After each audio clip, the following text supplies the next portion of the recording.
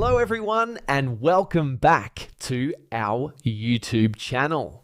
In this video, I'm going to show you how to fix myQ Garage app not working. First, to resolve this issue, we will first head over to our device settings. From here, scroll down and tap on General. Once you're in the General Settings tab, look for iPhone Storage option and tap on it.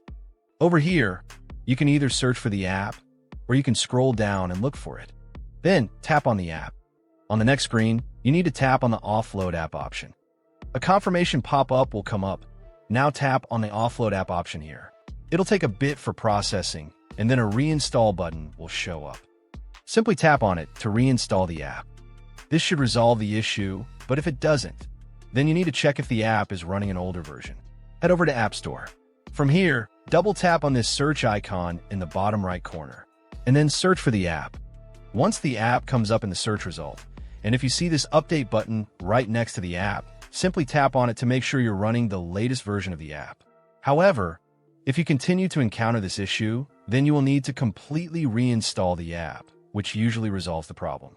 Head over to this screen the way we did before, and over here, tap on the Delete App option here to uninstall the app from your device. A confirmation pop-up will come up. Now tap on the Delete option here. Once uninstalled, open up App Store and search for the app in the search bar. After the app comes up in the search result, simply click on this cloud icon to install it back onto your device. Hopefully, this resolves the issue. If it does, consider sending a super thanks to support our channel. And also don't forget to hit the subscribe button. We'll see you in the next video.